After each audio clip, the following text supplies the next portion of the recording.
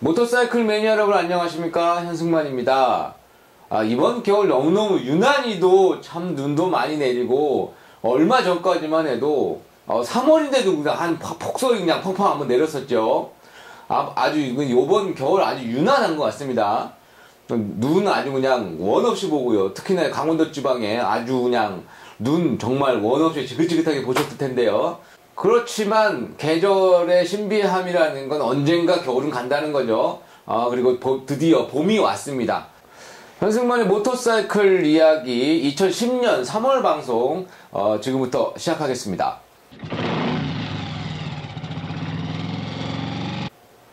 우선 들어온 소식이 있으니까요. 뉴스부터 시작하겠습니다. 우선 뉴스를 말씀드리겠습니다. 이번 달 뉴스는 신차 소식이 들어왔습니다. 대림자동차에서 2010년에 야심차게 발표한 Q2라는 스쿠터가 출시가 됐습니다. 굉장히 화려한 장비를 갖추고 있고요. 편의시설이라든가 아니면 뭐 스마트키라든가 이런 아주 최첨단 장비들을 장착해서 대만제 스쿠터들과 한판이 경쟁해보겠다는 야심이 드러나는 대림의 Q2, 어떤 바이크인지 한번 알아보도록 하겠습니다. 엔진은 DOHC 순행식이고 배기량은 124.1cc입니다. 연비가 무려 52.1L가 된다고 합니다. 이게 50km 정속 주행했을 때 이렇게 나온다고 하네요. 자동차에서 많이 쓰이는 스마트 키죠. 키 시스템이 이런 방식으로 되어 있습니다. 배터리가 모든 모터사이클들이 대부분 12V를 사용합니다. 근데 암페아 수가, 그러니까 전기의 양이죠. 볼트는 전기의 색이고 암페아는 전기의 양인데, 이게 대부분 스쿠터에는 한 7A 정도가 들어가거든요. 근데 대용량 10A를 꼈습니다. 이게 배터리가 10A면 좀 더 비싼 겁니다. 비싸고 좀 고급이죠. 도심에서 짧게 주행할 때 시동을 껐다 켰다 껐다 켰다를 반복하게 되면 배터리의 용량이 좀 큰 게 유리합니다. 여러가지 신경을 많이 쓴 것 같습니다. 시트고는 747mm, 국내 최저라고 합니다. 건조 중량이 170kg이고요. 타이어는 앞이 120에 70에 13, 뒤가 140에 60에 13인치 휠을 사용하고 있습니다. 대부분의 스쿠터들은 10인치나 12인치를 사용하는데요. 13인치 휠을 사용하고 있거든요. 최고 시속은 135km/h라고 되어 있습니다. 배기량에 비해서 최고 시속이 135km/h가 나온다는 것 자체가 굉장히 출력이 좋은 겁니다. 실제로 이렇게 나온다면 정말 출력이 좋은 겁니다. 제가 꼭 한번 타보고 싶습니다. 이거 어떻게 굉장히 궁금합니다. 제일 중요한 거 가격이죠. 가격이 중요하지. 가격은 359만 원이라고 합니다. 359만 원.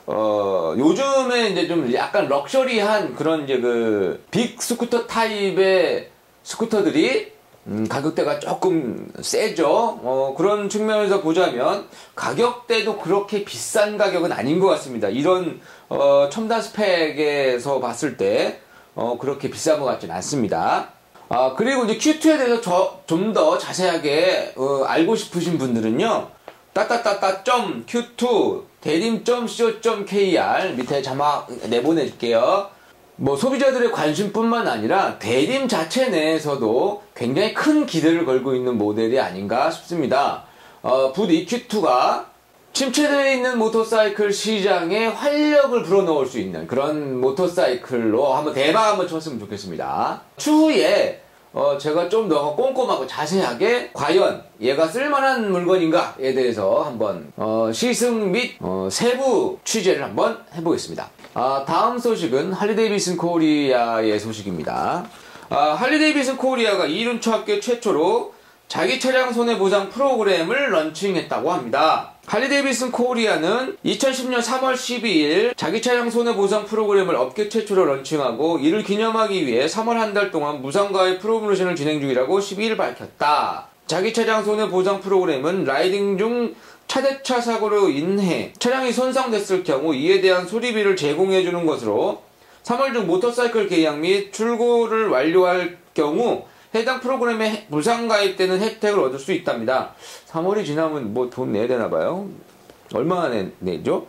가입일로부터 1년 내 교통사고 발생 시 총 금액 500만원 한도 내에서 모터사이클 수리 금액을 보상받을 수 있다. 또한 할리데이비슨 코리아 공식 딜러에서 장착된 모터사이클 액세서리까지 사고 보상 범위를 넓혀 라이더들의 실질적 부담 비용을 최소화했다. 단 자기 차량 손해 보상 프로그램 혜택은 타인 과실 30% 이상의 차대차 사고에 한하며 보상 혜택을 받기 위해서는 사고당 50만원 자기 부담금을 지불해야 한다라고 되어 있습니다.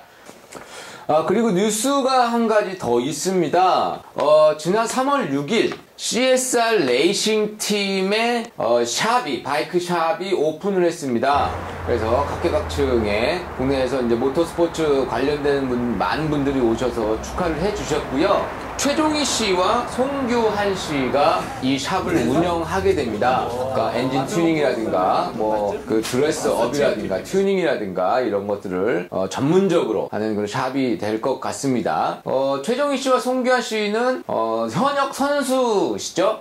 미케닉이기도 하고 선수로도 활동하고 있는 아주 실력이 출중한 레이서들입니다. 이런 전문가들이 샵을 오픈해서 하니까 정말 바이크를 잘 만져줄 것 같습니다. 동반인데 뒤에 듣는 거 왜 힘들지? 대학 술취를 해가지고요. 네? 저희 샵은 일단 레이싱팀을 운영을 하면서 CSR이라는 레이싱팀을 운영하면서 거기서 얻은 그 경험과 노하우로 그 고객들에게 최선의 서비스를 하는 저희 CSR 샵이 이렇게 오늘 이렇게 오픈하게 됐는데 저희가 가진 거는 이제 젊음으로 손님들한테 하면 열심히 하는 거 그거밖에 없습니다. 그냥 그거 한번 잘 봐주시고. CSR은 그 제 이름하고 송기원 선수 이름을 딴 그 레이싱팀을 이름을 지은 겁니다. 레이스에서 쌓은 그 전문적인 기술을 굉장히 그 고객들에게 이 서비스를 하는 쪽으로 많이 그런 비즈니스가 많이 활성화되어 있는데 한국에는 아직까지 그런 게 많이 안 돼 있고 해서 저희가 실험적으로 성공적인 그런 샵의 모델이 한번 되고 싶고요. 그래서 정성을 다해서 친절하게 레이스의 노하우를 잘 한번 비즈니스 쪽으로 샵 쪽으로 잘 이끌어 가보겠습니다. 레이스도 기대 많이 해주십시오. 슈퍼스포츠 최종희 선수, 슈퍼바이크 송기환 선수입니다. 감사합니다. 자, 편집 잘 해주시고요. 편집 잘 해주세요. 어리버리한 거 다. 지난달에 강원래 씨의 인터뷰를 보고서 너무너무 많은 분들이 댓글을 남겨주셨습니다. 너무너무 감사합니다. 현재까지 한 10,000여 명 정도가 시청을 해주셨고요. 지난달과 지난달에 연이어 10,000명이 넘는 그 돌파 인원수를 보여주고 있습니다. 매니아와 라이더분들에게 뭐라고 감사의 말씀을 전해야 될지 모르겠습니다. 앞으로도 좀 더 알차고 좋은 기획과 내용으로 현승만의 모터사이클 이야기가 라이더들에게 도움이 될 수 있게 더 충실한 내용으로 그리고 좀 더 도움이 되고 재미있는 내용으로 더욱 노력해서 방송을 만들겠습니다. 다시 한번 감사의 말씀 전하면서 댓글 사연 소개해드리겠습니다. 변두리님이라는 닉네임을 쓰시는 분이 사연입니다. 우리들 매니아들에게는 이런 진솔한 이야기가 보약이 되리라 믿습니다. 결국은 불법 유턴한 나쁜 차 하나가 정말이지 국보급의 아까운 가족에게 괴로움을 끼쳐 평생을 안타깝게 살아야 한다니 그 망할 쉐이에게 저주를 잘 나가다가 쉐이가 진엄다 언젠가는 이런 억울함을 당해야 한다고 말입니다. 좀 내소적인 것인 것 같아요. 밝은 마음으로 매니아들의 안전을 빌어주는 강원래 씨가 항상 건강하시고 또 하루빨리 의술이 발달하여 벌떡 일어나셔서 다시 바이크를 탈 수가 있었으면 얼마나 좋을까를 생각해 봅니다. 예. 중간중간 방송에 적합지 못한 단어들이 좀 있는데요. 하여튼 무슨 마음인지는 알겠습니다. 예. 예. 쉐이? 뭐 이런 거. 짓거리는, 웬만하면 이런 거 쓰지 마요. 이런 말을. 예. 그리고요. 야마하 YZF-R 라는 그 닉네임을 쓰시는, 야마하의 이제 모델 네임을 쓰시는 굉장히 야마하 매니아신가 봐요. 정말 감동이 아닐 수 없네요. 동영상을 보고 있으니 제가 사고 났을 때가 기억이 나네요. 제가 사고로 하반신 마비, 이분도 하반신 마비가 되셨군요.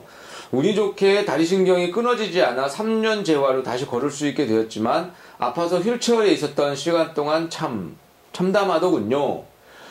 정말 예, 천운입니다. 신경이 안 끊어져 있어서 다시 재활이 성공하셨군요. 정말 천운입니다. 정말 다행입니다, 이게.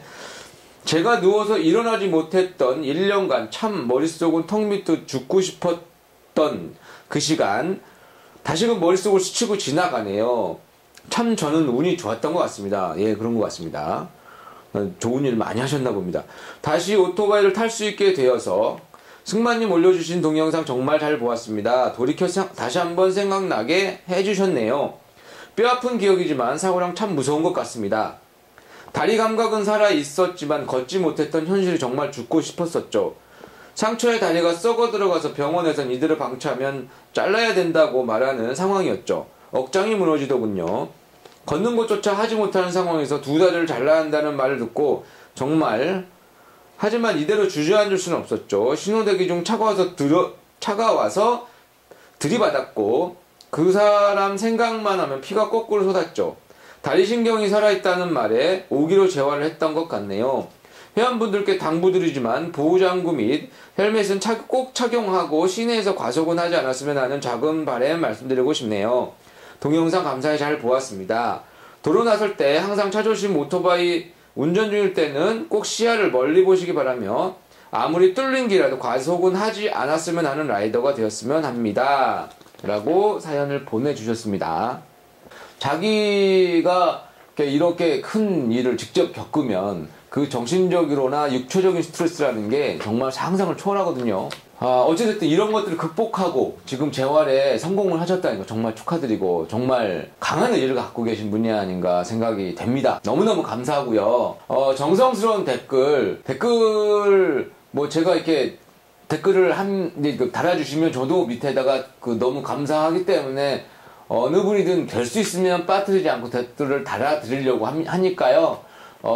소외받는 사람 없게 최대한 노력을 하고 있습니다. 제가 시간이 허락하는 한.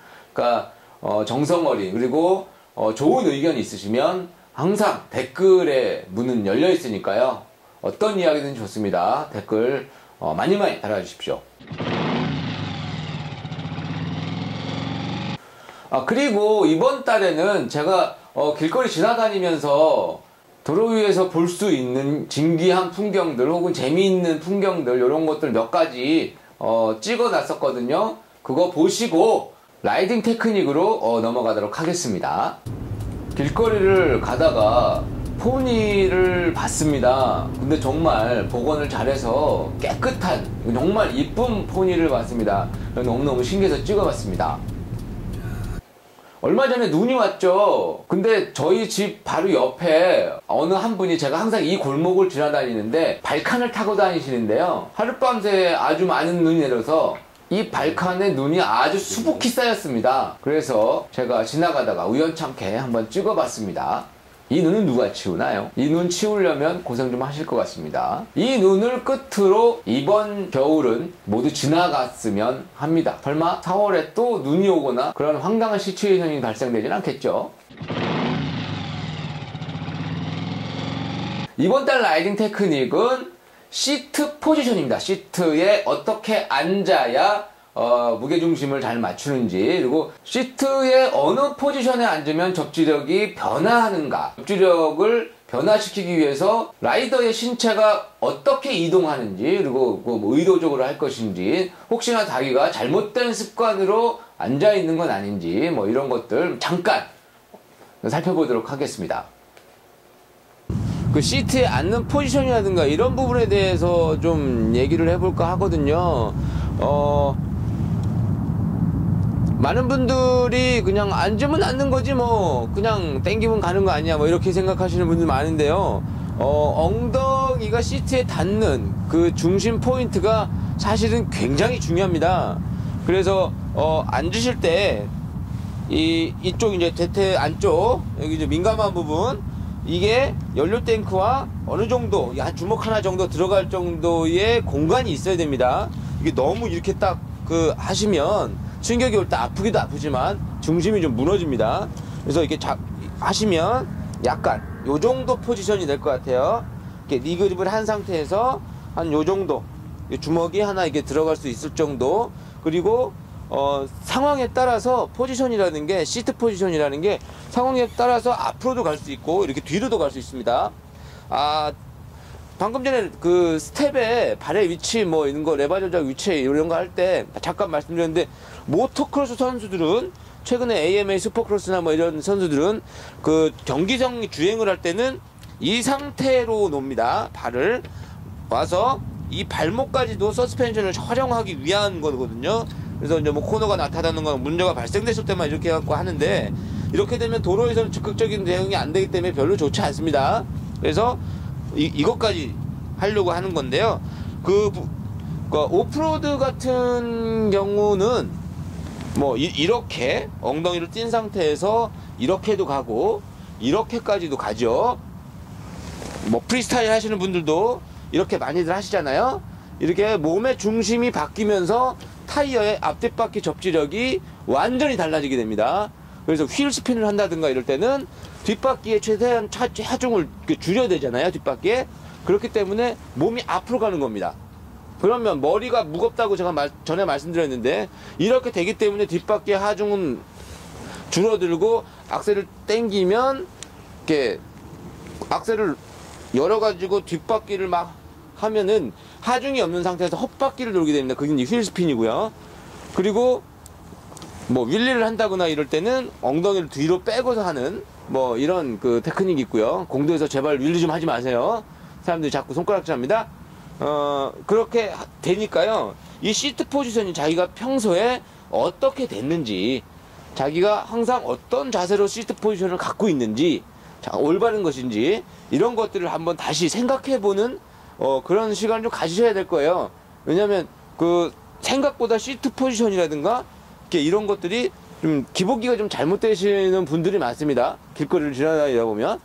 그러니까 그거에 따라서 장시간 운전할 때 피로도라든가 이런 부분들도 굉장히 많이 차이나거든요. 그래서 한번 그 자신의 자세를 한번 다시 되짚어보는 시간이 있어도 나쁘지 않을 것 같습니다. 오늘은 봄도 되고 해서 이제 밖에 나왔고 잠깐 뭐 이렇게 촬영을 한번 해봤습니다. 이렇게 좀 이제 기본적인 것부터 이제 단계적으로 올라가서 날이 풀리고 노면이 좀 이렇게 좀 괜찮아지면, 지금도 노면이 그렇게 그닥 좋지 않거든요. 노면이 좋아지고 날이 좀 따뜻해지면 이제 본격적으로 이제 주행을 할 때의 유의점이라든가 뭐 이런 부분들, 그런 부분들을 좀 알아보도록 하겠습니다. 오늘은 여기까지 할게요.